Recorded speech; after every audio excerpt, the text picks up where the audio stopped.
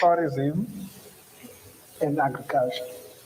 And our job is really to facilitate the promotion of economic activities and to assist people in following what they want. And I think I know that I'm the youngest here in terms of, I'm 2 months in my job. I know that everybody else here is like counting no less than 10 years. So, but we are here to assist these young people, and I'm very happy to be here, and I'm very encouraged by their determination and dedication and understanding that the only way to go forward is to strive and overcome all available obstacles and stumbling blocks that are there for any young person. And they are a good example. Good luck, guys. Thank you very much. And to you, Chair. Good morning, everyone. My name is Motsem Fuleni. I'm the chairperson of Mbomakapa TV board with a specific responsibility on finding money, strategic partnerships, making sure the channel is sustainable, and having the strategy of the channel. This initiative that we have now is the second one. It's part of our initiative in really getting involved in stimulating discussion and creating partnerships around issues of entrepreneurship and encouraging people to become leaders as early as possible in life. And we privilege MMC to have you here as our first guest that's really come sector. Yes. And but we know that you've not been a stranger to us in your previous life as an entrepreneur yourself. You've been quite involved with us, and we want to also welcome all of you for joining us, and we hope that the viewers at home will benefit. And just before I forget, also want to thank our team that has put this thing together, Snazo, Dom, Sesetu, as well as Dileka and the technical team. So it's really great to have you here, and we look forward to a great discussion this morning. Chair is taking my job. But nonetheless, I'd like to really honestly welcome you all. And yes, Chair is my guest as well. But before we do get started with our discussion, there is an article that I would like to link to the topic for today.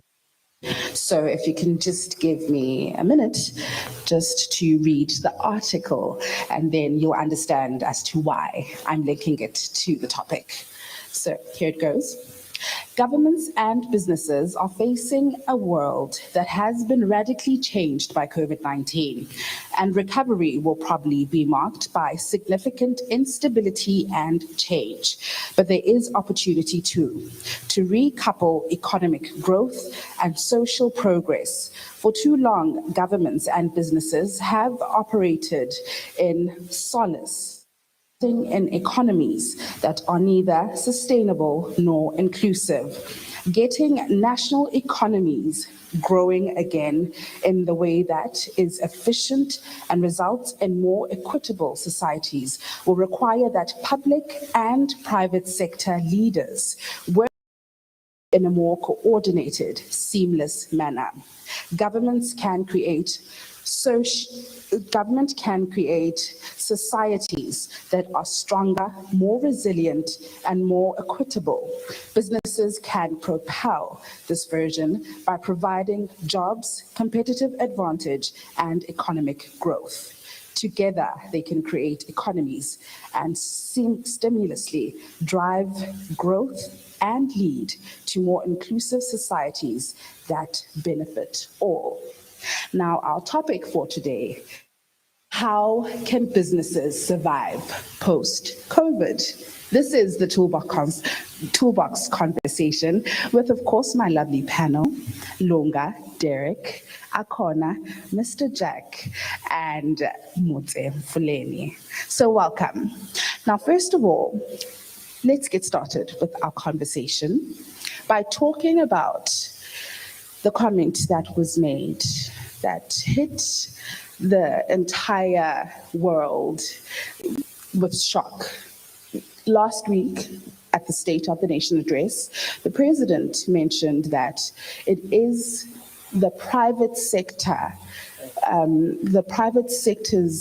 job to create more job opportunities. But one could argue and say it's for both the private sector and the public sector.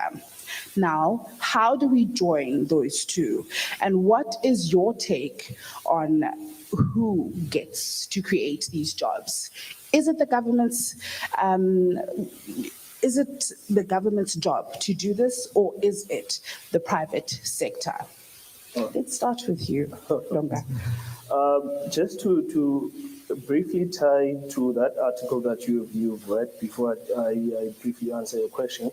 You know, in South Africa, we had an economy and a business ecosystem that was already ailing, even before COVID hit. You know, before that, there was a research that was conducted by the Department of Trade and Industry, now Department of Trade and Industry and Competition, which indicated that 5 out of 7 small businesses fail within their first year. And then 37%, if I remember correctly, of enterprises survive their first 4 years.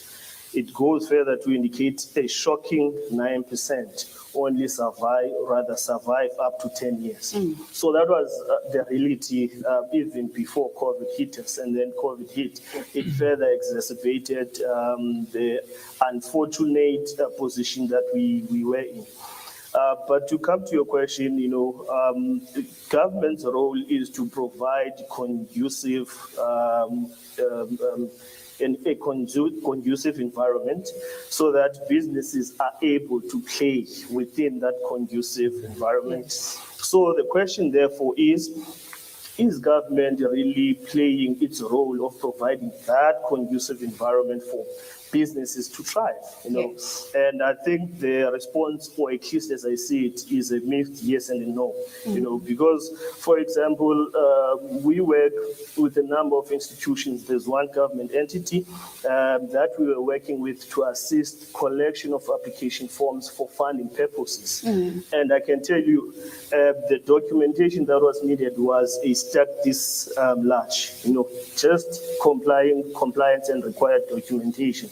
And a lot of people along the process got discouraged because there was a lot that was needed, you know. So that is the conducive environment that I'm trying to make reference to. Is government then creating in such a situation a conducive environment? The answer is no, you know. Yes, definitely, small businesses or other business on its entirety, they are the ones who are, you know, driving economies throughout the world. You know, if you check successful world, you're gonna see that the largest proportion of their employees or their employment as a whole comes from the private sector, supported, of course, by government, who creates them this room to be able to trade successfully. Let's come to you, MMC. What is your take on that? I fully agree with the President on that regard. And the statement is a perfect statement. There's no doubt about it. The point he is making is that it's a factual point that businesses create more jobs. Big businesses generate more revenue for the state to do what it needs to do for the poor people. Meaning that they create the money is available, and the money should be used to create that enabling environment Lunga is talking about. And you do that by making it easy for the small entrepreneur to be able to have facilities to keep his products or services in high quality. Can you imagine you are a farmer, you got the best season of tomatoes or cabbages or whatever, and then all of a sudden you have no storage for them. They rot all of them in your place. That's where the government comes in by putting storages facilities that the people can put these things. That's just one example. Yes. But I'm trying to say that the government can create so many things that can help people to do business, to create jobs. Remember, the small-scale business person is very useful in that he employs the ordinary person in big numbers. Yes. And the good news is this: the welfare of those individuals improves drastically and instantly, not in 2 years' time, not in 3 years' time. So I'm saying that, yes, the president is on spot. Yes, it's good that Lunga points out that, yes, that's a fact. But unfortunately, we are failing where the government is supposed to excel on its job. But that's a separate topic from the point that is being made. Yes, I think that's a very great argument that you've just raised. But I also want to touch, before we move on, I want to touch on the compliance part with the whole system, like how business owners become so intimidated immediately as they see a stack or a pile of forms that they need to fill in.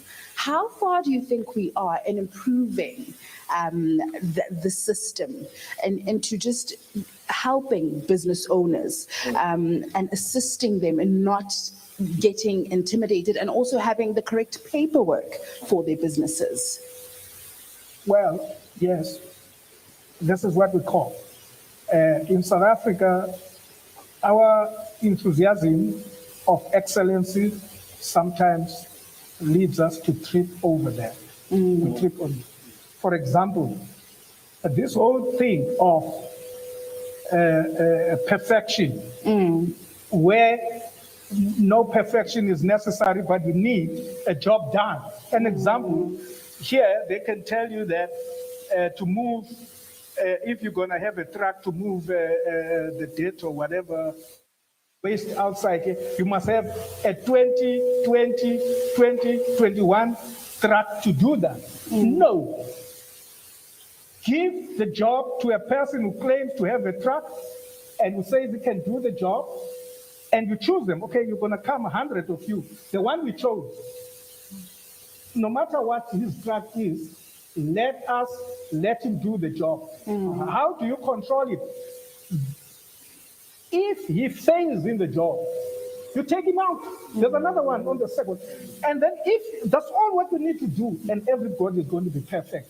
And what we are talking about is what is called the idea of making business easy, to easing of business, not to make business expensive and difficult and intimidating to people. Yes. I mean, the kind of things in this country of ours we do makes people run away. I'm happy that you read the figure of 70 to 80% when you engage in when you talk about the survival of a small operation businesses. That's true. It's not a South African thing. Yes. It's a global thing, whether in China, anywhere. In China, in some countries, could be 90% actually the rate of failure. My own personal experience is that if I tried 100 businesses a year, I have seen that I have occasion that I failed 100% on all of them. Nothing flies. But the bottom line is that you don't stop. Yeah? You don't stop. That's all what we do. But for you to say, I'm full of failure, because you avoid failure, you are not going to go anywhere. So what I'm trying to say, we must make it easy to do business. And it must be cost effective. It must not be intimidating. It must be user friendly. It must come closer to the people. And the more you see, you must start, whoever it is. I'm proud of her. She is an accountant. Yes. She's an accountant. I mess up my books from time to time. I wish I was an accountant, but that's what we need to do. One of us must be able to excel. And then we are all going to follow in our different fields, not in accounting, in what we are doing. So I'm trying to say what we are talking about, it's a process of making it easy to do business instead of complicating things as they are happening here. Yes, Chair. Do you want to add on that about the whole easiness of business Because I feel like everyone has the same conception or the same idea of the compliance, the red tape, the system, and others don't even bother trying. It's just because we're all so used to speaking the same language. It's almost like a trend. So what is your take on that? So look, my view is this. Those who work with me will tell you that my philosophy is that compliance is an enabler for business growth.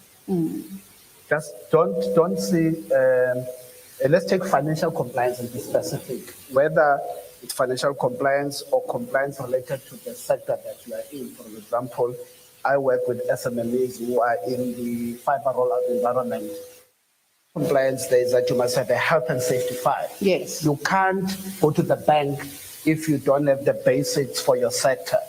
But the real scarecrow or the real scary part is what Gqeberha specializes in, probably will be the best to talk about is financial compliance. Yes. The feedback I have, I'm not exactly like what MMC Jack is saying, is that I actually don't even know how to do both. To do these things for us. Yes. People like Gqeberha. One thing they tell us though is that with regards to SARS specifically, is that the systems with SARS have become much easier for anybody to work on e-filing platforms to be able to respond on whatever for that period is a requirement. And I think now we come from the provisional tax season, and that you're able to do those things, even if you're a one-man child sort of business. Yes. That's one element. So you've got to then see compliance not as a scarecrow, but as a matter of that is going to help you to be able to grow. If you don't do it, it will catch up with you. Yes. So you better then start dealing with it. And she's more better to talk about financial compliance. Yes. Maybe we must send over Yes, to you. yes. Akona, let's speak about the importance of having an accountant involved in businesses. If you can just have your... Yes. So when I did my introduction, I mentioned that my client is a person who understands the importance of compliance. And I'm going to tell you why this is. So, I mean, our topic is COVID. When the president came on our TVs and he announced that there's COVID and we had to stay home for 21 days, everyone was scared, there was shock and everything. So for businesses, I mean, I am part of quite a few business platforms. So what was happening was everyone started asking, we're now at home. Activity. We cannot service our clients. We cannot produce. We cannot manufacture. What is to happen now? Then the president came back, and this time he said there are going to be relief measures, right? So now everyone started running to the doors where the relief measures were. But when we got there was a very big note on all the doors. Compliance, right? So we all are here, we all are in business, but now the question was, are you compliant? And this was not the time to get compliant. It was a matter of, did you prioritize compliance prior to you getting here? Because it was not a matter of you going to the labor, Department of Labor was closed by then. You couldn't go and register your company. So if you had employees, but you actually put compliance aside. So just like Chair is saying that if you are going to go into business, you have to be ready to play by the rules. Yes. I mean, imagine it, an athlete that wants to go and run Olympics, yet he doesn't want to go to play by the rules. It happens in business as well. Yeah. You come in, be ready to play by the rules. So be it VET, be it PAYE, be it UIF, you have to be ready to play by the rules. That is very interesting. Do I still have a little bit of time? Okay. So you asked Nazo to say, why is it important to have an accountant? Let's be honest, most small to medium-sized entities are started by people who don't have all the expertise. Yes. So for instance, a person would be an engineer, they go and start an engineering company. So in which case, when you bring in the services of an accountant, it's similar to bringing in a lawyer. You don't know how to craft the contract yourself. Yes. You don't know how to do those financial records for yourself. And I always say in business, people go in business to make profit. There's only one way to know whether you're making profit. It is by using financial records. You cannot keep proper financial records, how are you going to know that you are actually doing what you said you are doing? So it is very to have an accountant, and not just an accountant. I mean, gone are the days for bean counters. We're talking accountants that partner these days, that come into. Bookkeepers who call themselves accountants. Yeah, thank you. I always say I'm not a bookkeeper, but an accountant. Yeah. It has to be clear. Yeah. It has to be clear. So gone are the days for people who just count, and throw you with the financial reports. Accountants now have to come and make you understand what are these figures saying to you. Because financial figures, they tell a story. What story are they saying? Are you on the right track? When you came into business, you had a vision. Is this vision explained in these records? And if it's not, what then should we be doing? So that is why an accountant is important. Yep, compliance. But on a lighter note, Derek, let's speak about how COVID shut down so many doors, so many businesses, but some businesses were able to operate, businesses that are into the whole tech savvy world, but some weren't because they didn't have the means and the resources and the training to operate in business during this time. But what do you think about that? What do you say about that? And is influx a real thing? Is it okay for businesses to say or to let influx be a problem? Okay, yes, thank you, Samaza. Well, the main thing is that there have been crises along the way. I mean, there was, in 2008, there was the collapse and so on. And COVID is now another crisis that hit us. It is a different kind of crisis, but it did hit us. And the bottom rule is that when you're running a business, you really got to play by the rules and from the bottom up. And so in my case, in my company, we were lucky. We had a rule of always putting aside, set asides for like a building fund. We always did that. It's hard to do when you're starting a company, but I'm sure, Akona, you would advise all your clients, you always do it. So we have a rule in our company, 10% of our corrected gross income goes into an account and we don't touch it. So unfortunately, we did that, but with COVID, we had to touch into this account, but we had enough in that account to carry us. So it's rules like that you need to follow. So COVID's going to come and it's going to go, but we don't know what's going to happen in 10 years' time. Other things are going to happen. So the rule is this: always apply these good financial planning policies.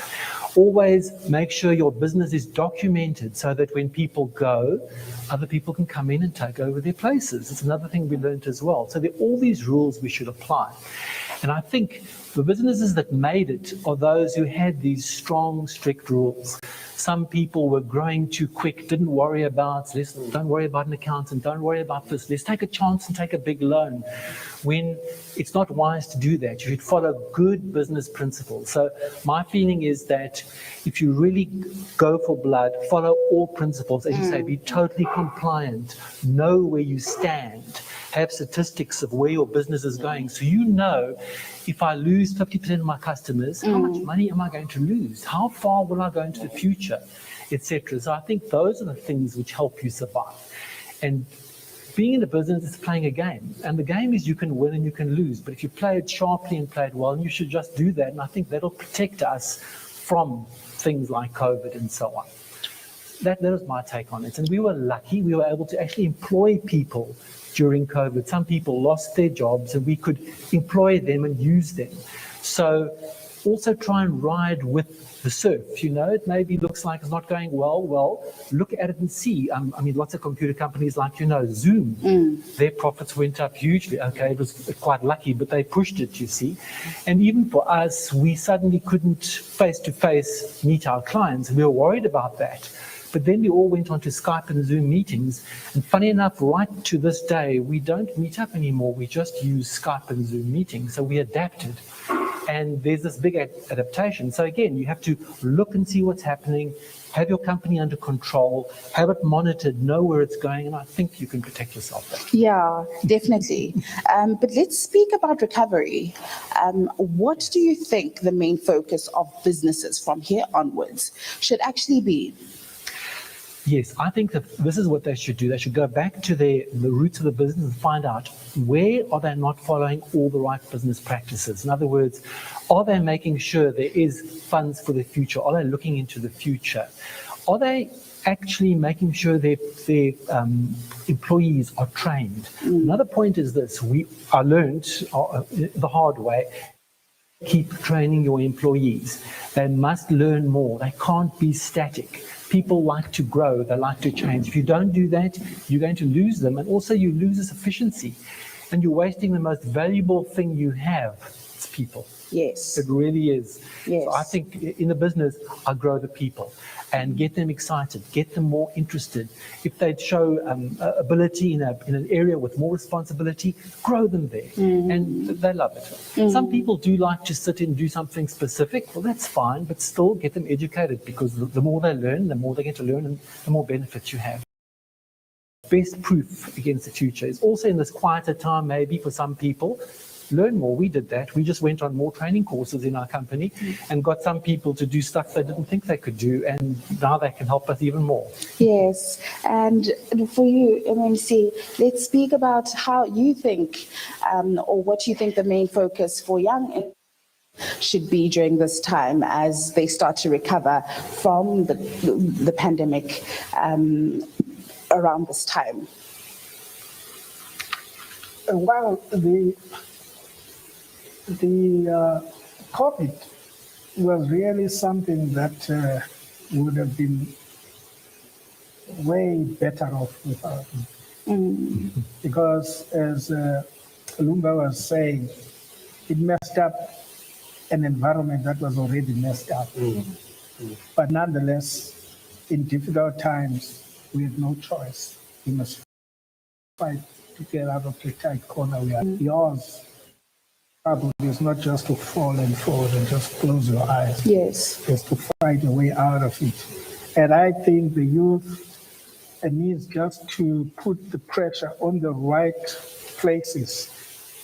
I'm talking especially in government, and pressurize the right places, which are the cause of the delays, the non-performance on the plans that are there. Let me tell you, the government, I've never at any given time been in a situation where I say, oh, the government is coming with a clumsy idea. They always come with the most brilliant plan. Yes. And those brilliant plans for the youth are there to develop them in skills, develop them for the fourth industrial revolution, for everything. The money is there, the plans are there. The only thing where I think the youth could focus on in those who are supposed to implement them. Because the things are there, so that we make sure that the money, if it is allocated for training, for this, for development, for infrastructure, for making the youth able to follow, put every cent of that money equitably, fairly to everyone who comes up and fit the criteria, or what Akona and Mutsi calling will comply. Yes. Because at the end of the day, you don't comply because you are just a young person and you are black, or you are my friend, or whatever. You comply because you got all what is needed for the job. And the youth must just prepare itself, as Derek is saying, equip yourself now. I mean, if you are at the age of 21, really you should be able, you can't say, I'm at the end of it. I mean, you should be able to do anything that we have. So the programs that are there in tourism, in general industry, yes. And the good news also is that in my new job now, I've been visiting quite a number of operations operated by young people, And that is the kind of moral boost that you need to give them. And I am doing that, and I am happy to do that. And we must do it in such a way that whoever comes into the position that it becomes normal just to do that. You mustn't ask whose child is that, Yes. who's that, what party it comes from. No, we want only to sit with every young South African that is ambitious. His ambition must be assisted as much as we can. That is, I love everything that you said, because I think we don't acknowledge the fact that government puts out programs, the funding is there, the programs are there, the training is there, and it's just a matter of the implementation. So I think that's where we get it wrong. Now, how do we just make sure that we enforce that? How do we bridge that gap? Close that gap as, for example, a young person or young people. Now I'm speaking for young people. I'm part of them, so I'm going to speak for them. So let's just speak about that. How do we make sure that that gap is closed? How do we start? Where do we begin? All right. So one of the major challenges, it is all that has been said is quite correct. You know, we have these institutions that exist, your CEDAs, your ECTCs, your NYDAs, with great programs that are there to assist from business advice all the way to development, you know. But in terms of when we go around, I can tell you we've been to in the warmer location, we've worked in Poison's Park, you know. I'm talking about townships, you know, and rural area where some of these SMEs are, you know, there's a lack of awareness in terms of these programs that are there, you know, and this, of course, is further articulated in many.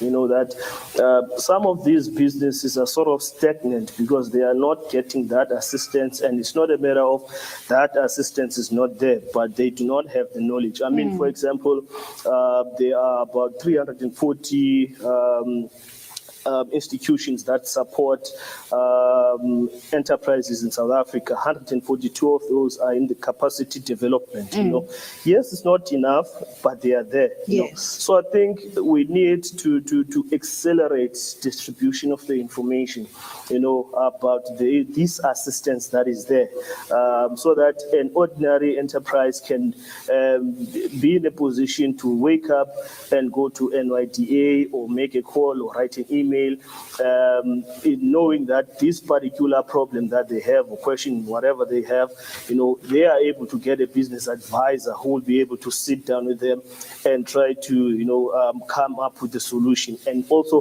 point them to the correct direction, because these institutions work in synergy, you know. So if you're not able to be assisted here, they will redirect you to where you can actually get the assistance. So I think we need to drive the message of the assistance that is available as well. We definitely need synergy between or rather we need public-private partnerships, you know, wherein we drive skills development. Because as I said earlier on, when you go to these businesses, you're going to find, and some of them are with brilliant ideas and they are sort of brilliant models, but they are stagnant, you know. So we need this synergy between private and the public, you know, wherein we try to develop these skills development programs. I mean, Abosi Sakona here can be able to then come in such a program to further outline the message on accounting, you know, and all of the relevant practices within accounting. And then all of the other partners can come in terms of their competency, digitalization, and so on, and try to equip small businesses, because that's where we are heading. You know, change is inevitable. We need to digitalize our businesses in order for us to thrive. And we need to invest in our own, we must not always wait for assistance from another person or the state. You know, we must invest in our own research and development. That does not mean we need to you need to pay a certain amount of money. Going to Google, going to YouTube, the information is there. Keeping track of the trends that are happening within your industry. There's also Google Digital Hub, a free platform. Enterprises can go there and learn various digital solutions, how to market your business online, how to advertise online. There's quite a whole host of things that they can get in order to accelerate their product or services. Yes. Now, Chair, let's speak about that. Do you think everything that Lunga's mentioning right now is reaching the numbers it's supposed to, like the people it's supposed to? I think that's another problem, is the information that is out there reaching enough people, or reaching the areas it's supposed to and the people it's supposed to be reaching? Look, I think there are initiatives such as this one that are driven by civil society, just good people who want to see progress in society. Yes. Not necessarily from public sector, that it is being government who are seeing it that it's their duty to contribute to society by putting these initiatives like this. I've seen initiatives, for example, done in taverns, where people take business leaders in taverns, where people taverns are not just about drinking, are meeting places for people to socialize and network. I mean, one good tavern to is Kwalunga, Ezwide, where it's been seen as a calabash of sharing ideas and information. So that's at informal level. I think something is happening. But what I think we need to do as entrepreneurs, we need to a little bit unlearn the government thing, that the silver bullet to solving our problem is government coming down from the heavens and anointing us with tender opportunities. Yes. We have to move away from this thing because it's not working, right? And with so many people who are unemployed, who are pushing the door of entrepreneurship, we are getting too many, it's getting clumsy, it's getting messy. In the process, because it now becomes a survival of the fittest, we're going to try and kill each other because I want to be first in the queue. So this government thing we must do away with. I asked myself a question the other day. If Aspen here in Coston, right, provides vaccines, right, for Africa, let alone South Africa, for Africa, how much of enterprise development work is coming out of Aspen to empower the nearby communities so that Aspen contributes into this sort of things?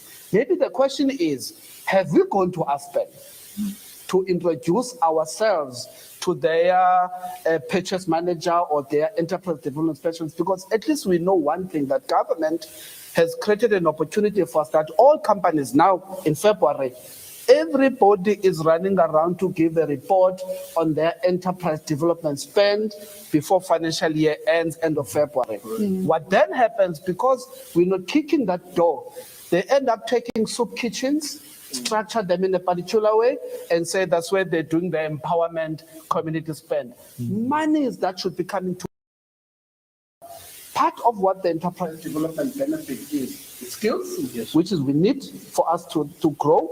Two, there is some financial contribution that's given to the enterprise, right? And there is technical support. So in that sector, maybe like you guys were in software, brought in the software environment, you are skilled so that you can be a reseller in that environment. So I think that all of us need to begin to say, if we have these many industries in Nelson Mandela Bay, how do we work with the local business chamber? And I've seen in social media some initiatives of reaching out. They've got an SMME desk. How do we leverage that desk so that we can plug to all their member companies that are large enterprises that can create enterprise development opportunities? How much graphic design work companies here? How much supply services work goes out to companies in Nelson Mandela Bay? So we are the ones who must then perhaps say, yes, government is a low-hanging fruit, but we're going to give that space a break, not completely, but start to agitate working together with the private sector to latch exactly to what MMC Jack was saying, because money is sitting in private sector. At one stage, President Mbeki was here talking at a business forum organized by the Nelson Mandela Business School, saying private sector is still sitting in large amounts of money. Part of that is because they're not sure about the future of the economy, so they are not investing, they are not spending, and these are monies that could empower all of us here. But so we need to redesign our growth model and maybe give Mr. Jack, maybe if Mr. Jack's diary had 12 SMMEs a day looking for opportunities, maybe we must reduce it to 3. The other 9 has gone to the chamber to say, because you know what to close the point, you know what is bad these guys do now? To give the money to soccer clubs, monies that government has designed that they must be helping us, all of us here, so that we are able to be thriving entrepreneurs and we're able to provide jobs in the process in our businesses. Yes, I completely agree with you, and everything that you just said is so correct, Chair. But because of time, I am going to ask the audience if you guys have any questions before we do close off the program. I see a hand. Can you please come forward and pose your question to? Yes, please.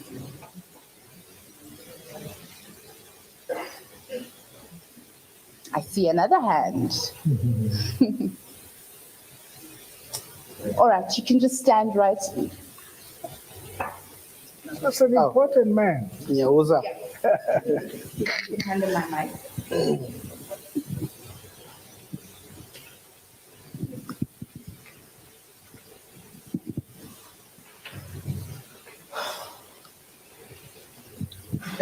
Mandithathe ithuba ke ndibulise, ndawuguqulelwa ke ngabazawukwazi ke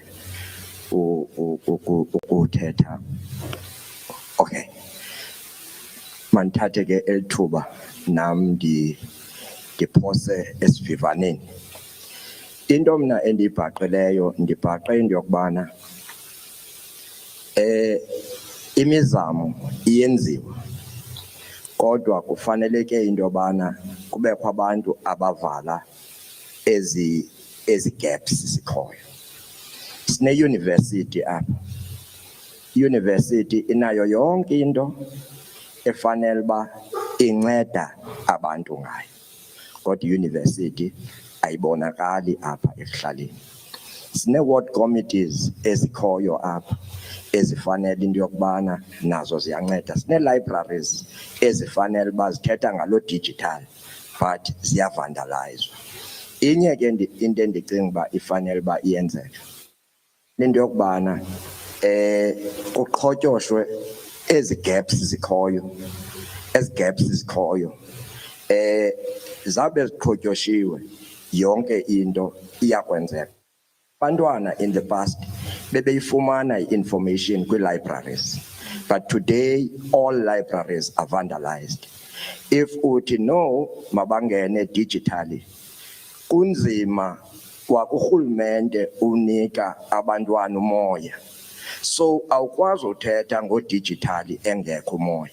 So yonke ngoku le nto into yokubana kwalapha ezantsi kuzanywe into yokubana kuqhotyoshwe, ngoba zikhona i-structures ezantsi, ngoba kufana nee-organizations zoshishino zingakho, but if you check on the ground you don't find them. Now it is important therefore that all these structures zihle zize ebantwini ezantsi. Enkosi. All right, can we take one gentleman? There's one over there. Thank you.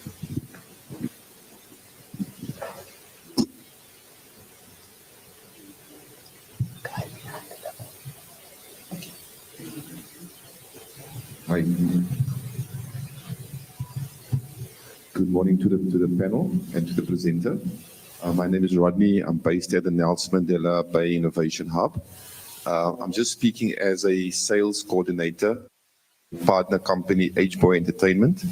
Now, our company, we have an app called Uyazi, which we have developed to simplify the operation of small businesses. So we're actually very excited to hear what the panel is discussing, because our app basically will have a platform where all these opportunities will be hosted, is to assist small companies to stay compliant and to understand the importance of compliance.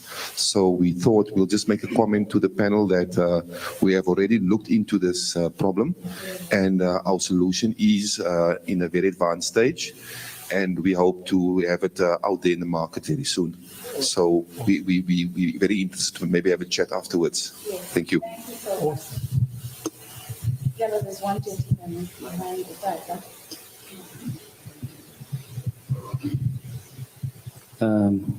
Thank you very much. My name is Uzwake Stout, in the Hlalakwaza Kel. Let me first appreciate Mpuma Kappa TV and the panelists. I think going forward, we're going to need more of these. I think it was a very informative session, so we appreciate that. Thank you very much. But I'd like to make two comments on the discussions that we had today. The first one is on the compliance and in general. I'd like to say, or actually challenge the MMC. Fortunately, he was a friend of my dad, so I'd like to challenge him in 2 months, job, to say that recently, actually this morning, I was phoned by the municipality business with them. I get an email that says, listen, you need to please visit Harawa Road because there's some issues with the compliance. Recently, government instituted CSD, and I've noticed it's not only our municipality, but even other government departments in general. CSD was supposed to take care, if I'm compliant in terms of all my taxes, all my deliverables in terms of what I'm doing on CSD, we're finding that different departments are actually having to ask you the very same questions, whereas when you go on your CSD, you print this stuff and bring them back, you are compliant. So I think we need to, these are some of the red tapes that are seemingly so, even those of us are compliant are giving us tedious problems in the process. Lastly, in terms of implementation, also another example, SIFA and SIDA and other government entities were recently in Utenek, in Gqeberha, and I met a gentleman there from SIFA. 2 days later, to cut the long story short, I submitted a situation in my small business, and then I was asked to come up with the price of the property I was looking for. Long story short, I've been waiting for 2 weeks now for documents to be emailed.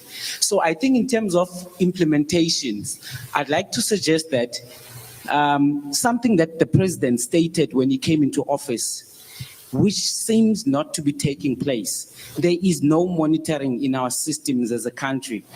Yes, we are sitting with private sector. Some of us cannot go there, MMC, as individuals. We're going to get red tapes. But if you get individuals in your status that have inspectors that are dealing with these processes, people that are employed to actually go and inquire what are these companies doing, how can we assist you to get to this small business? Because you, as an MMC, have access to us and have access to them. So therefore, we're always going to find ourselves in this predicament where we sit like this. Matters and South Africa has been seen that it has systems, it has policies, best in the world in some cases. However, seemingly our problem is executing them. So we need to get to a space where we move away from theorizing and actual implementation. But I appreciate all the program. Thank you very much. Thank you. I see another hand. 2 hands. Oh, 3 hands. Okay, let's just try to get those before we wrap it up. Good morning, everyone. My name is Olum Calipi, full-time sportscaster, part-time sportscaster, full-time entrepreneur. I run a piggery business where we supply pork. We sell pork. It was a family business, and I joined it 2 years ago, joining my father. We slaughter and distribute pork around Nelson Mandela Bay and the surrounding areas. When we started the business, the panel spoke about the information, lack of information. We used our money from our own pockets to finance the business. But as time goes and the business grows, it becomes strenuous because you run out of funds. Now the issue we're facing now is issue of funding. You go to offices, and when you get there, you find out the person who's supposed to help you lacks the information that you need also for you to get the help that you need. So panels and initiatives like these ones, maybe a suggestion as well, is the information that we gain when we come to such events can also get to those offices that we are sent to go seek help from, so that the process of helping businesses because us as Black people, young people coming from the communities that we come from, we use the resources that we have to start. Now you get to a level where you need help, but when you go to the offices, you are sent to agriculture offices. There's a lot of paperwork that even the person behind the desk is not quite sure how to help you through the process of getting help that you need. So maybe a suggestion, information must get also to the people that are put to help entrepreneurs that are coming up. And also maybe if the organizers of such events such as this one can also have binders or information where you can get afterwards and research and do more in terms of equipping yourself to get help. Maybe a homework package or something like that. All right. Thank you, guys. Thank you very much. And then can the MMC please answer the questions first before we do take the next load, because he unfortunately has another commitment. So let's allow him to answer the few questions that were posed. MMC? Yeah, thanks so much. On the issue of what you spoke about, did you say CSD? Ne? CSD. Yeah. I understand that is to disjuncture of information about something like the Yes. Well, what we are going to do, I am told that go to work problem about that same thing. I think, luckily we had a similar and then somebody raised the issue. And then it was sort of like reporting, we will harmonize this whole thing so that they don't go up and down. And then on my brother, Ofuyehagu, obviously, that's something that is very important. Okal, I want to congratulate him and his father and whatever to do what they have to do with what they have. In 1995, 96, when I got into business, and I went to a meeting like this, I made a similar complaint. I was like, landlord, it takes doing something. But I was complaining about how? And then the lady who was running Kula here actually, umama la ntombazana uLerato lo upha SABC ecaleni wathi kumkhusta, and you started this thing at DTM, leave these things ke ngoku ube unyuka usehla ufunana nale mali, just get yourself up. Wandingxolisa ngolo hlobo lwakhe, you see, esithi just get going njengale ndoda yehagu. But andithi as you grow, because once you need growth, yes, you're gonna go to institutions and you're going to go to the private sector, and you are still having a chance now to go to Inansika, to even as they can help you in that regard. And I'm sure, since you are already operating in that space, you can definitely call me. I'll put you with a team in my department. There is we got people there in the department that are very, very good and passionate. But as you know, the biggest problem that we have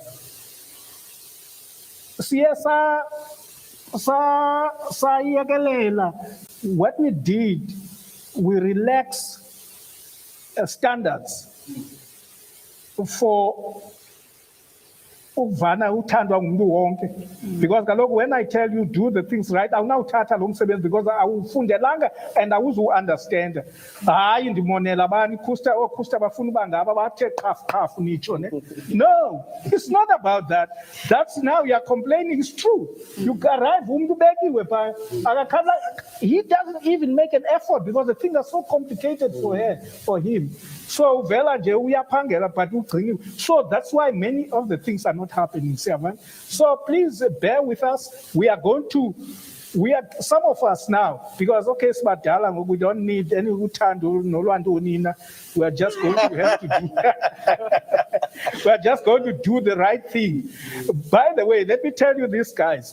The president yase China Gqeberha. Yes.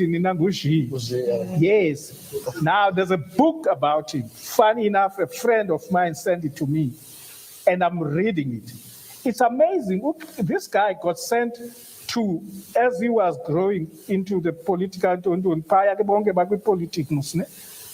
but yeah, now wathunyelwa makulawula i-province ehlupheke njenge-Metro, njenge-Nelson Mandela, or in Eastern Cape, as a whole, in the whole of China, akukho kwanto. You know what he said? Whatever it happens, it's going to be the first time that a poor person is going to be a rich person. That is how we approach here to the thing was. You understand? We are here. We could go, well, singafly abanye bethu, by the way, we don't even need to struggle. I can sit in job, I can just fly. But we want to be here. And Nina, you are here. Onus is upon all of you now to do land. You are going to be the first one. No.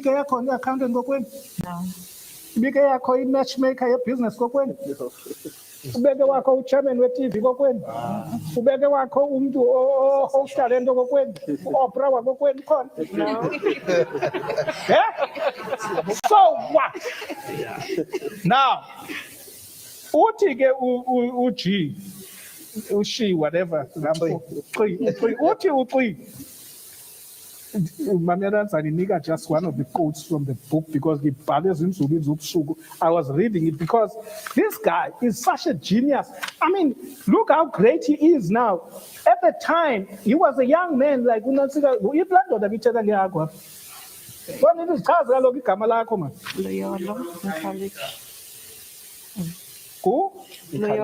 yeah, Uti encourage people to be fearless pioneers, to do away with formalism and false appearances. Just forget about it. If you don't figure out you get smart guy, then not figure out I fear the beat. That's a robber, you see. Listen to this. Uti, with persistence,